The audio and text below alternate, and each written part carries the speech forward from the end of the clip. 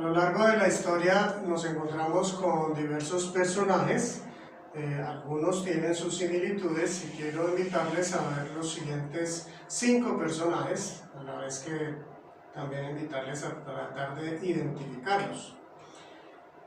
Seguramente los primeros no son tan fáciles de identificar. El primero es el emperador Nerón, emperador de Roma hacia mediados del primer siglo.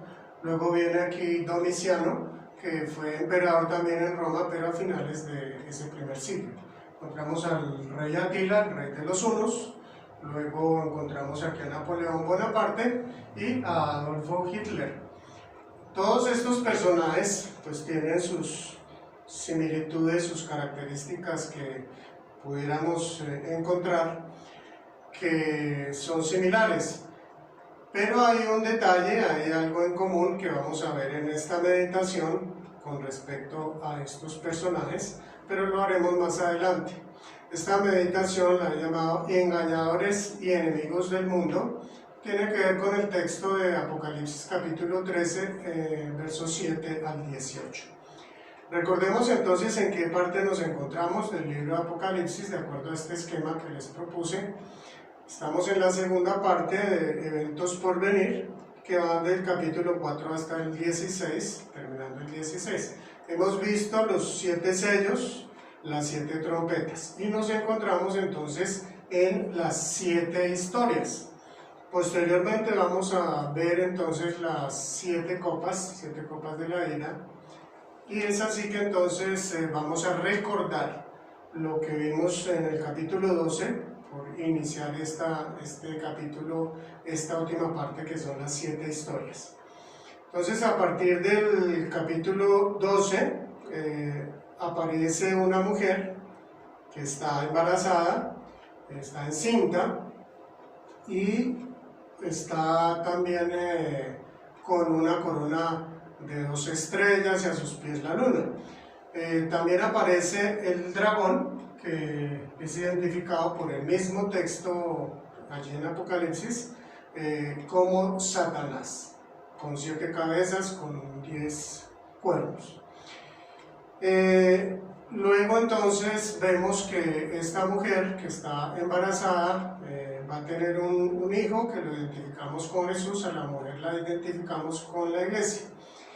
El dragón, al ser arrojado a la tierra por el ángel Miguel, busca a la mujer, pero Dios la protege por 3 años y medio, y entonces dice así que decide hacer la guerra contra el pueblo de Dios, los descendientes de la mujer. Así que en este capítulo 12 pues encontramos estas 3 primeras historias. No es que terminen allí, pero ya encontramos estas 3. Como lo hemos visto, un personaje es Jesús, que es el hijo de la mujer, otro personaje es el pueblo de Dios, y otro sería el dragón, quien es Satanás. Luego entonces podemos ver en esta imagen cómo el dragón está persiguiendo a la iglesia. Dice que decidió hacerle guerra a los descendientes de la mujer. Y es así que entramos al capítulo 13, y en el capítulo 13 aparece la primera bestia. Esta primera bestia pues tiene aspectos similares al dragón, tiene 7 cabezas, también 10 cuernos. Sale del mar y recibe el poder del dragón, es decir, un poder satánico.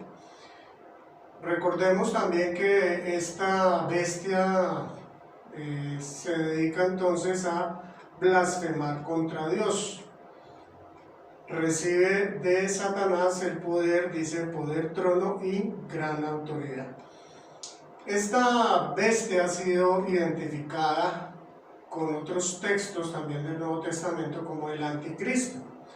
Voy a leerles 2 Tesalonicenses capítulo 2 versos 3 al 4, luego del 8 al 12, para ver detalles que nos hacen recordar entonces aspectos de este personaje. Dice así, está el apóstol Pablo hablándole a los creyentes del primer siglo, que al parecer habían sido, de alguna manera, habían sido casi engañados de que ya llegaba el fin del tiempo, Y entonces, por esto el apóstol les dice lo siguiente: no se dejen engañar de ninguna manera, porque primero tiene que llegar la rebelión contra Dios y manifestarse el hombre de maldad, el destructor por naturaleza. Este se opone y se levanta contra todo lo que lleva el nombre de Dios o es objeto de adoración, hasta el punto de adueñarse del templo de Dios y pretender ser Dios.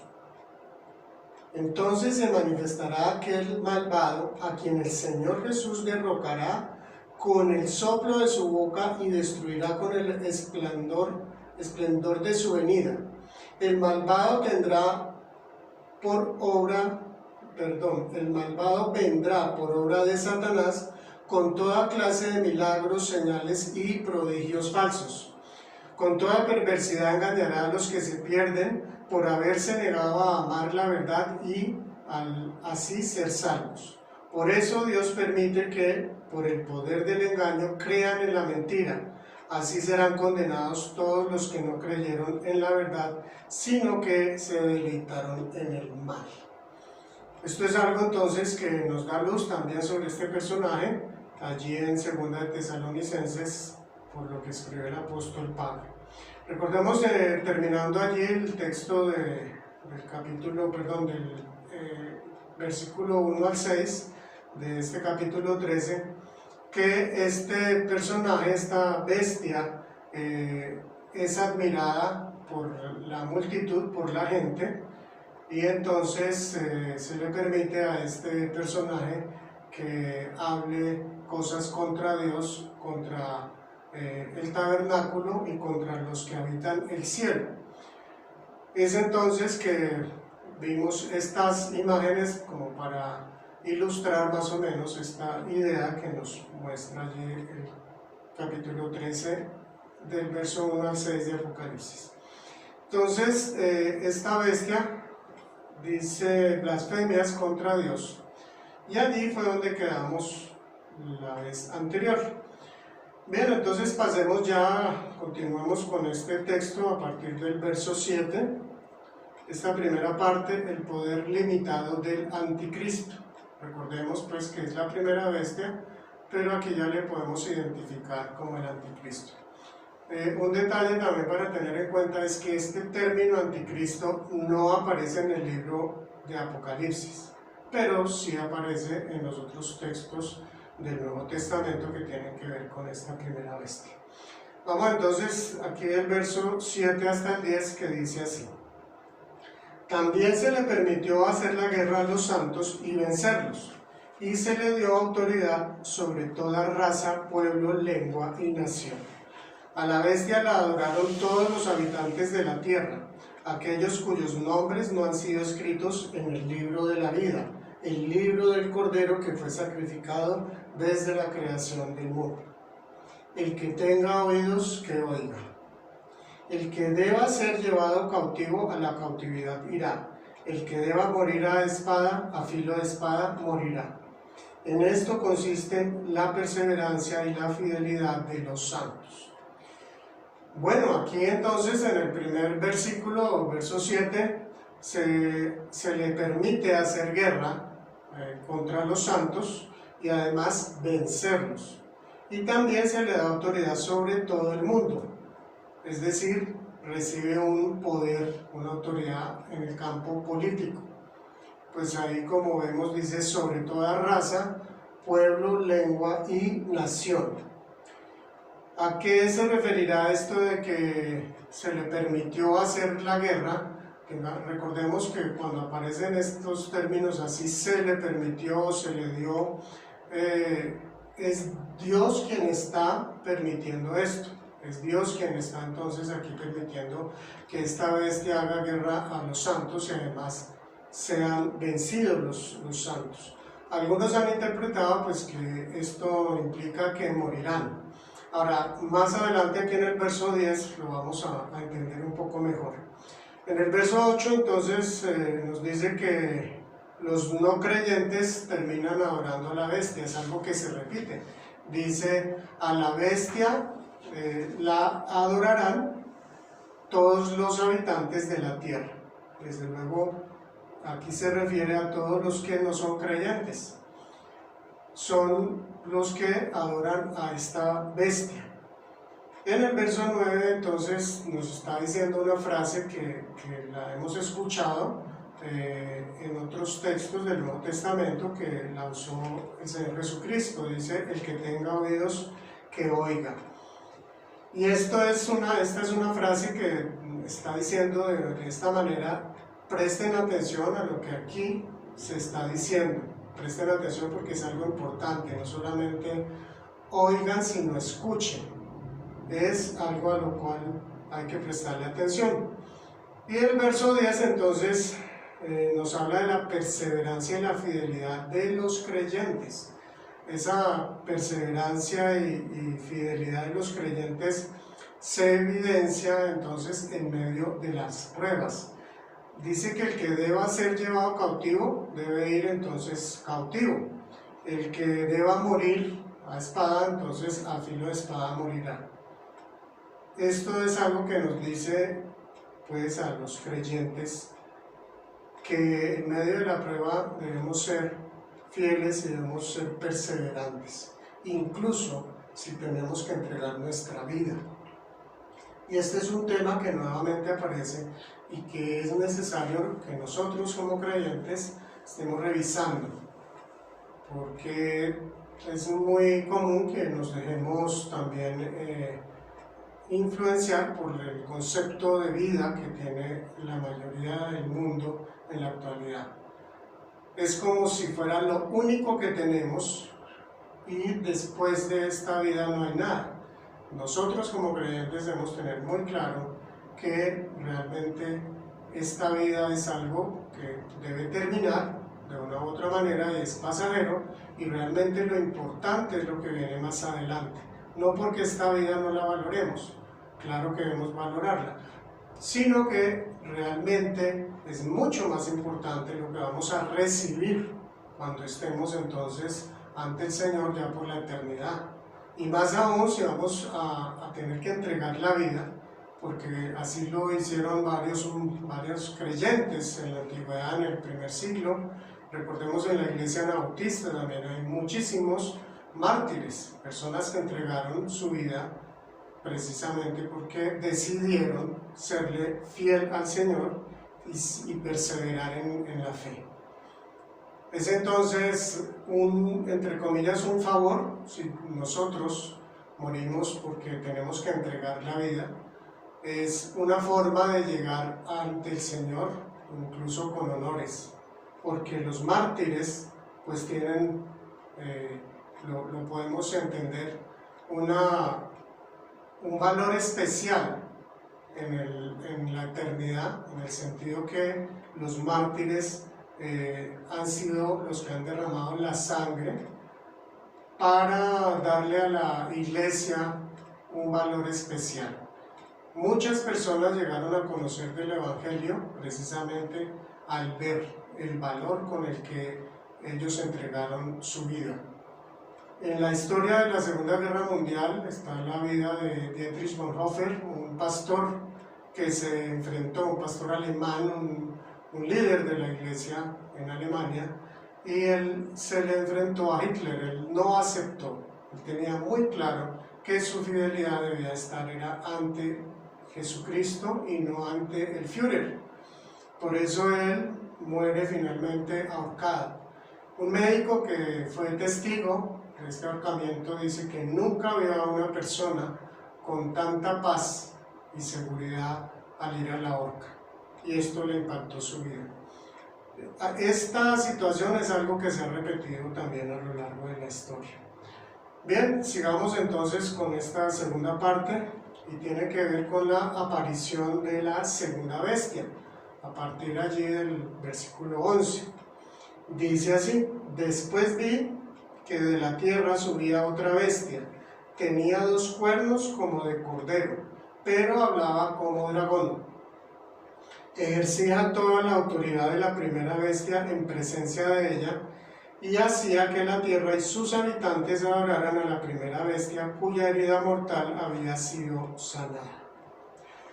Esta segunda bestia es identificada más adelante en textos, por ejemplo, en Apocalipsis 19:20, como es identificado como el falso profeta. Dice así el verso 20 del capítulo 19: pero la bestia, está aquí hablando de la primera bestia, fue capturada junto con el falso profeta. Este es el que hacía señales milagrosas en presencia de ella, con las cuales engañaban a los que habían recibido la marca de la bestia y adoraban su imagen. Así que esta segunda bestia es claramente identificada como el falso profeta. Es decir, tiene un poder religioso, ha recibido un poder religioso, es un profeta, pero falso. Tiene una apariencia engañosa, y como vemos en el verso 11, dice que tenía 2 cuernos como de cordero. O sea, por los cuernos se podría pensar que era un cordero, pero realmente no es así. Dice que tenía esos cuernos como de cordero, pero que hablaba como un dragón. Es decir, así revela quién es verdaderamente. En el verso 12 dice entonces que ejerce la autoridad de la primera bestia en su presencia, y pudiéramos decir, por lo que encontramos aquí y más adelante acerca de este personaje, que viene a ser como el jefe de prensa o de propaganda de la primera bestia, o sea, del anticristo, y hace que las personas adoren a la primera bestia. Fijémonos que entonces, de acuerdo a lo que nos dice allí en el verso 12, hace que los habitantes adoren a esa primera bestia, pues está hablando también de un tema religioso. Así que este personaje pues ya lo tenemos identificado y podemos seguir llamándolo de esta manera. Pasemos ya a la tercera parte. Dice el engaño del falso profeta, y viene desde este verso 13 hasta terminar el capítulo. Verso 13 dice así: también hacía grandes señales milagrosas, incluso la de hacer caer fuego del cielo a la tierra a la vista de todos. Con estas señales se le permitió hacer en presencia de la primera bestia engaño a los habitantes de la tierra. Les ordenó que hicieran una imagen en honor de la bestia, que después de ser herida a espada revivió. Se le permitió infundir vida a la imagen de la primera bestia, para que hablara y mandara matar a quienes no adoraran la imagen. Entonces, en este primer versículo, el 13, pues nos habla de que hace grandes milagros, grandes señales milagrosas, y entre esto hace caer fuego desde el cielo a la tierra. Entonces, esto nos recuerda, esto último, al profeta Elías. Tal vez está tratando de imitar al profeta Elías, pero aquí debe de llamarnos la atención el hecho de que este falso profeta hace milagros. Esto nos quiere decir, es un detalle bien importante a tener en cuenta. No es en el único texto bíblico que encontramos esta enseñanza, pero aquí nos la está trayendo nuevamente, y es que los milagros no son garantía de que Dios está obrando, y es algo que muy fácilmente el ser humano tiende a pensar. Si hay algún milagro, entonces es que Dios hizo el milagro. Esto nos confirma que no es así. No está aquí detrás de estos milagros el respaldo ni el obrar de Dios. Está el respaldo y el obrar de Satanás. Y en el verso 14 vemos que entonces con estos milagros está engañando a la gente. ¿Sí? Dice que con estas señales se le permitió hacer entonces en presencia de la bestia el engaño de los habitantes de la tierra. Es entonces de esta manera que este falso profeta engaña a las multitudes, y además hace que la gente haga una imagen en honor a la primera bestia. Es algo entonces muy claro que este falso profeta está teniendo mucha influencia en las personas y llega al punto pues de hacer que le hagan una imagen a la primera bestia. Y ya en el verso 15 entonces pasa algo más impactante y más llamativo, porque dice que se le permite, o sea, nuevamente Dios le permite infundir vida a esta imagen, la imagen que había hecho la gente de la primera bestia, del anticristo, y le permite entonces que esa imagen hable y además mande entonces matar a los que no la adoran. Es algo sorprendente pues ver esto, pero recordemos que nos encontramos en el libro de Apocalipsis, ¿no?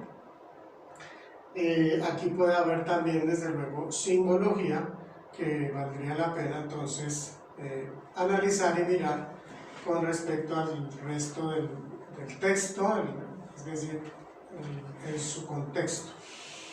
Miremos entonces ya estos últimos 3 versículos donde dice así: además logró que a todos, grandes y pequeños, ricos y pobres, libres y esclavos, se les pusiera una marca en la mano derecha o en la frente, de modo que nadie pudiera comprar ni vender, a menos que llevara la marca que es el nombre de la bestia o el número de ese nombre.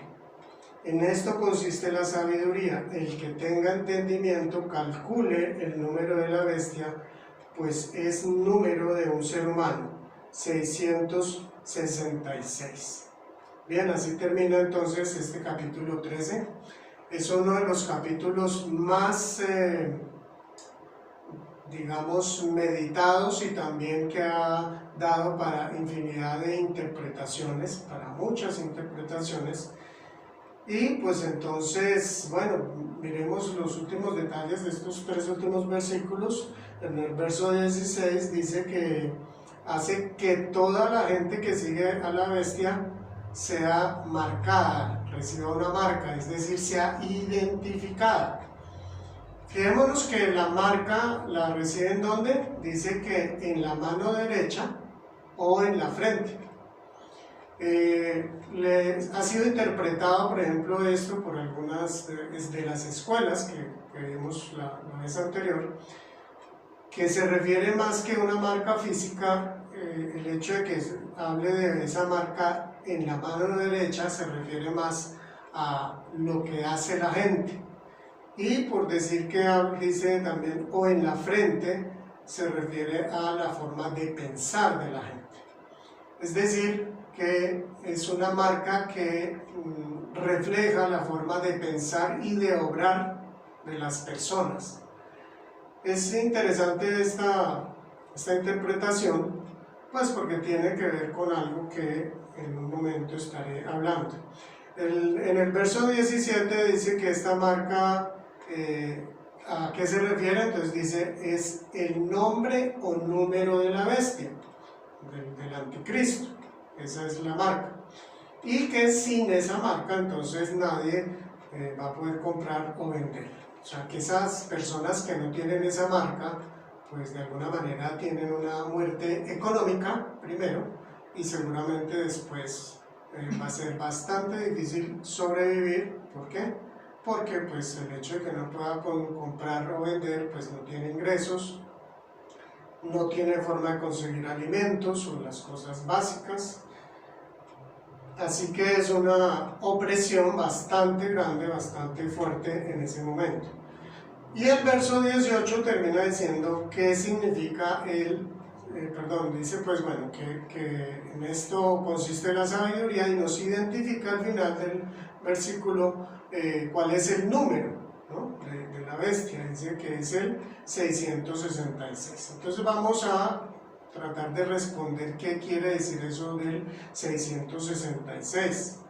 ¿Por qué? Porque, como les decía, es algo que forma parte de este capítulo y tal vez esta es la parte que más interpretaciones tiene. Entonces empecemos porque el número 6 es un número que simboliza, que representa al ser humano. ¿Por qué al ser humano? Porque el ser humano fue creado en el 6.º día.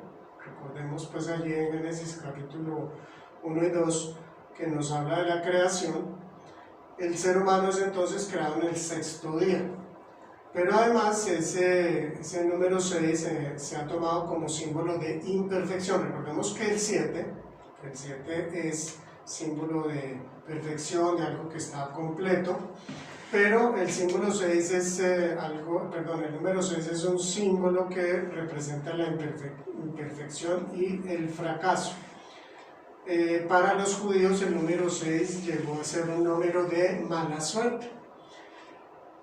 Para otros intérpretes, este 666, ya hablando no del número 6 únicamente, sino del 666, pues está refiriéndose a algo que es 3 veces malo y que es 3 veces imperfecto, y puede entonces referirse a la trilogía del mal o algo así, pues como lo que hemos encontrado aquí en estos últimos capítulos, que son Satanás, la primera bestia o el anticristo, y esta segunda bestia que es el falso profeta. Entonces algunos interpretan que se refiere a estos 3 personajes. Para otros estudiosos también contemporáneos lo han asimilado con el nombre del emperador Nerón. ¿Por qué? Porque hay una técnica que se llama la gematría. La gematría es una técnica que consiste en darle a las letras del alfabeto un número. Entonces, cada letra tiene un número y al sumarlas, emperador Nerón suma 666. Entonces esta técnica llamada gematría, lo repito, le da un valor a cada una de las letras, pero esto se ha utilizado también para identificar otros falsos profetas a lo largo de la historia, y han aparecido bastantes falsos profetas utilizando esta técnica. El 666 realmente aquí en el libro del Apocalipsis nos está entonces representando pues al falso profeta, es el número del falso profeta, que es un agente del mal, que es quien ha recibido poder de la primera bestia, que a su vez esa primera bestia ha recibido poder del dragón, de Satanás. Pero este falso profeta manipula la religión, hay que prestarle a esto atención, manipula la religión, y ¿qué hace con la religión? La pone al servicio del poder político, que es el que tiene la primera bestia. Entonces, pues es un tema bien interesante, pero que también tenemos que hilar despacio. Recordemos que basados en estos textos, cuando no se tiene presente su contexto, no se mira pues todas las normas de interpretación bíblica y normas en particular de la interpretación de la literatura apocalíptica, entonces se sacan conclusiones muy a la ligera. Y uno de esos detalles que hemos escuchado en este tiempo de pandemia, que es un tiempo de caldo de cultivo, recordemos, es un tiempo que la gente está muy nerviosa, está preocupada, y algunos entonces muy a la ligera sacan conclusiones, o de pronto otros tratando de conseguir algo que les interese, fama o no sabemos qué otras cosas, resultan enviando mensajes por las redes sociales. Y hemos escuchado, por ejemplo, que la marca de la bestia la vamos a recibir con la vacuna del coronavirus, porque en esa vacuna va a venir un microchip. Entonces, muy bien que nosotros observemos esa forma de interpretar o esto que se está diciendo. Realmente esto tiene un trasfondo teológico muy pobre. O sea, las personas que han difundido esta idea, no tienen unos conceptos claros, especialmente del pecado y de la salvación. ¿Por qué? Porque por esto es importante conocer no solamente este texto que acabo de leer, el contexto del Apocalipsis, el contexto del Nuevo Testamento y en general de la Biblia entera. Detrás de esto, desde luego, hay ignorancia con respecto a ese contexto de lo que está aquí hablando el 666.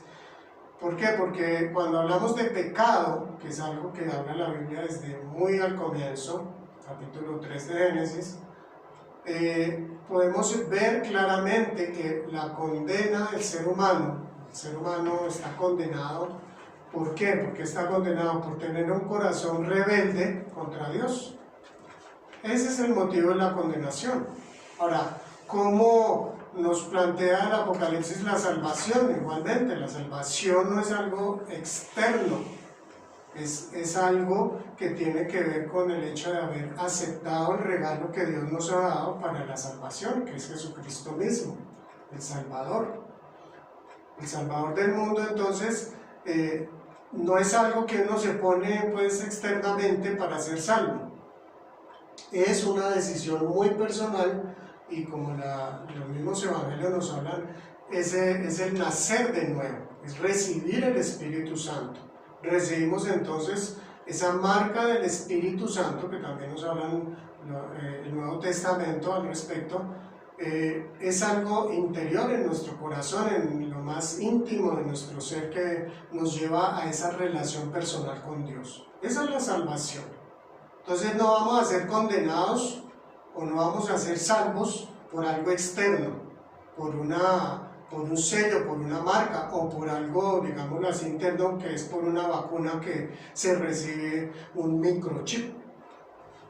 Esto entonces es absurdo, y les invito a que siempre, cuando recibamos ese tipo de mensajes, lo miremos a través de lo que enseña la Biblia, lo que está detrás de todo esto. Entonces, aquí nos está hablando, realmente esta marca del 666 no es simplemente algo externo, es algo que tiene que ver con personas que han decidido seguir un sistema de vida, un sistema de valores que son totalmente opuestos al Evangelio, a Jesucristo.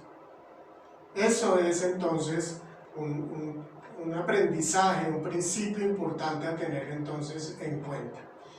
Recordemos las escuelas que vimos hace una semana: la preterista, la futurista, la historicista y la idealista. Desde luego no voy a repetir todo lo que vimos hace 8 días, que igual fue muy resumido. De cada una de estas escuelas hay mucho para hablar, pero sí recordemos que nosotros como iglesia evangélica, cristiana evangélica, hemos sido muy influenciados básicamente por la escuela futurista, y muchos hemos llegado a creer que era la única interpretación del Apocalipsis, cuando existen otras varias escuelas. Dentro del mundo cristiano evangélico existen al menos estas 4, que son las que más han influenciado la iglesia cristiana evangélica, pero hay también otras escuelas. Entonces, tener esto presente, que esta escuela futurista, y más es exactamente el futurismo dispensacional, no es la única interpretación, no es la interpretación, sino que es una también entre varias, que además surgió hace bastante poco, si miramos las otras escuelas que tienen siglos de estar presentes dentro de la iglesia cristiana. Entonces, recordemos con la gráfica que vimos hace 8 días, también rápidamente, hacia dónde se enfoca cada una de estas escuelas. Entonces,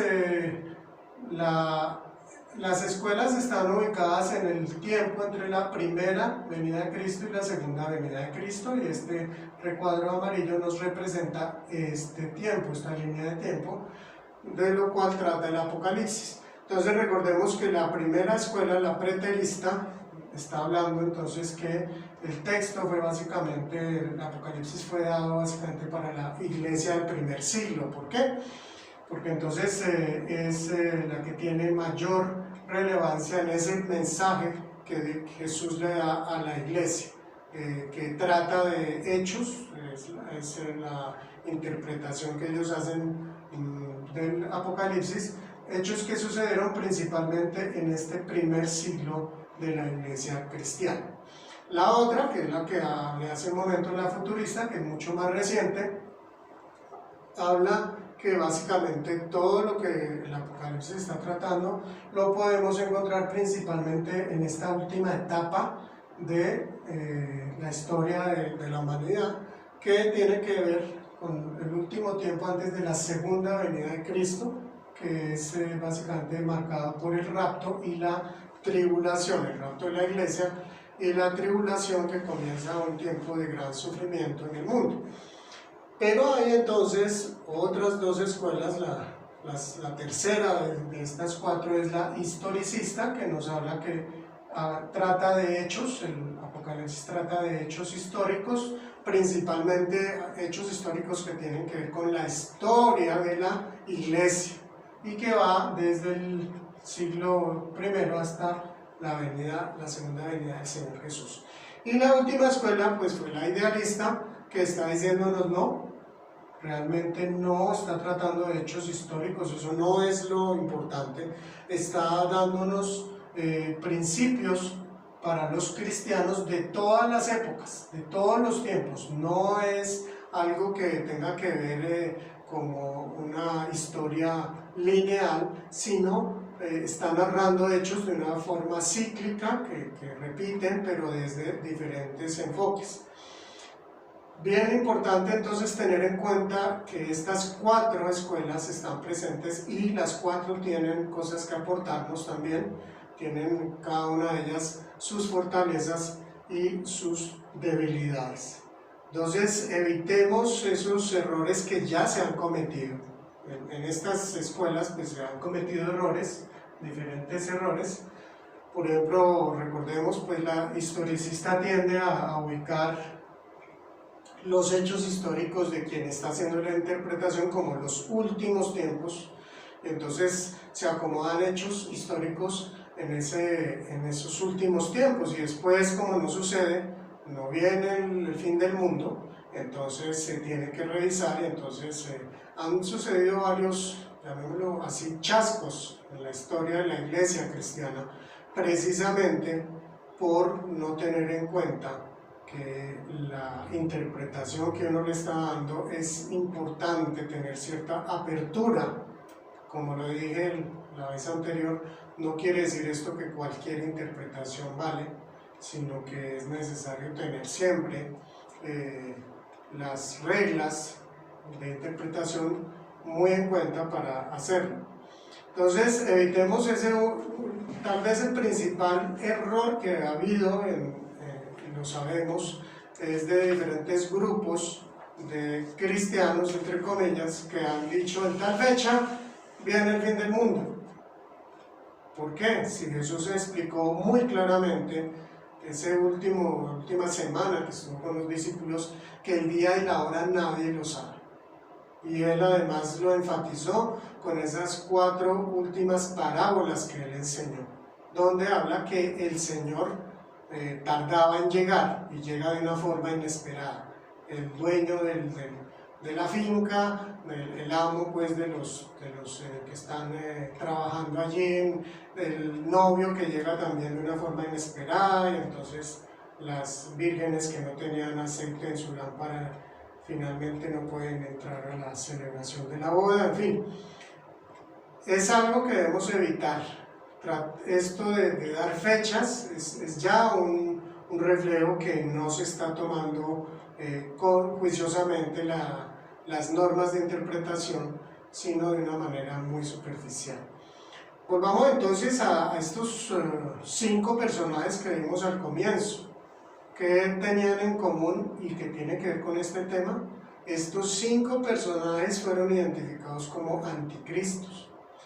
La Biblia, allí en el libro de Primera de Juan, especialmente el capítulo 2 y el capítulo 4, que les invito a leer, el apóstol Juan nos habla claramente que hay en la historia hay varios anticristos. Todo el que esté en contra de Cristo es un anticristo, solamente que unos han sido más notorios que otros. Pero al mirar el Apocalipsis así de una manera muy rápida y entender que la bestia es el anticristo, entonces Alguien que tenga esas características se le identifica como el anticristo y además como algo que significa que ya viene el fin del mundo, ya pronto va a venir el fin del mundo. Y esto no ha sucedido. Fíjense en estos 5 personajes y principalmente con estos 4 primeros fueron identificados como anticristos y ya venía el fin del mundo. Entonces, seamos cuidadosos, recordemos esta escuela idealista que me parece que nos da unos principios bien importantes, que es más importante que los hechos históricos, es conocer los principios que Dios ha querido enseñarnos a nosotros, la iglesia, a nosotros los creyentes. Eso es más importante. Si nos corresponde vivir el fin del mundo o no, eso Dios lo decide, Él sabe si nos corresponde o no. Pero podemos entonces sí estar atentos a aspectos como estos que nos está enseñando el Apocalipsis y en general la Biblia. Quiero entonces invitarlos a mirar estas 4 conclusiones para que reflexionemos y desde luego evitar eso de estar pensando y buscando fechas y cuadrar eventos y esto, pues claro que podemos tenerlo en cuenta, pero realmente no es lo más importante. Dice aquí la primera conclusión: cuidémonos de ser engañados por personas con fama y poder político religioso. Muy importante esta primera conclusión porque es algo que no va a ser para el final de los tiempos nomás, es algo que ya debemos tener presente los creyentes. ¿Por qué? Porque es muy vergonzoso ver cómo la iglesia cristiana, y hablo en particular aquí en Colombia, no solo en Colombia, porque también lo podemos ver en otros países, está siendo manipulada y la iglesia se está dejando manipular por personajes con fama, con poder político y religioso, especialmente a nivel político, para ganar adeptos y ganar votos. Y qué triste que la iglesia no sea consciente de esto. Nosotros no estamos llamados a formar parte prioritaria o como primer aspecto de nuestra vida de un grupo político. No, nosotros estamos llamados a seguir al Señor Jesucristo. Él es nuestro Rey. Porque si miramos a los personajes políticos, en muchos de los casos tienen cosas totalmente antibíblicas, enseñan principios y cosas que no son realmente de testimonio para la iglesia. Sin embargo, estamos dispuestos, en ocasiones vemos cristianos que están dispuestos a romper relaciones con sus hermanos porque son de otro grupo, de otra tendencia política. Eso no debe estar en la iglesia. La verdadera iglesia de Cristo sigue a su Señor, que es Jesucristo, nadie más. Segundo aspecto, segunda conclusión, dice: los milagros no son garantía del obrar de Dios y de su respaldo, porque también Satanás los hace. Otro detalle importantísimo a tener en cuenta: no nos debemos engañar, es algo que Satanás usa y va a usar en los últimos tiempos aún mucho más notorio. Grandes milagros para arrastrar a la gente, a las multitudes. Tercera conclusión: aún el poder satánico está limitado por Dios. Tengamos entonces presente que no porque Satanás está haciendo estragos, entonces estamos pues a la deriva. No, Dios sigue estando en su trono, como lo vimos desde el comienzo del libro de Apocalipsis. Dios no ha abandonado el trono, Él está allí, Él sigue gobernando. Y como lo vemos en estos capítulos 12 y 13, Él permite que Satanás haga ciertas cosas de acuerdo también a su sabiduría y a su soberanía. Y la última conclusión dice: lo máximo que el maligno puede hacer contra el creyente es quitarle la vida, lo cual es una victoria que lo lleva con honores ante Dios. Así que esta última conclusión es una invitación a revisar cuál es nuestra prioridad. Debemos de amar a Dios, de amar a nuestro Señor y Salvador Jesucristo, aún más que en nuestra propia vida. Y esto nos ayudará desde luego a entender cuál es el plan de Dios. Desde luego que amamos la vida y la valoramos, esta vida. Pero más aún que la vida, amamos a nuestro Señor Jesucristo, porque Él fue quien nos creó, quien nos dio esta vida, pero además nos ha dado la oportunidad de ser hechos hijos de Dios y además de compartir la eternidad con Él. Que el Señor nos ayude entonces a poner en la proporción apropiada no solo nuestra vida, sino estas otras conclusiones en nuestra vida. Dios te bendiga.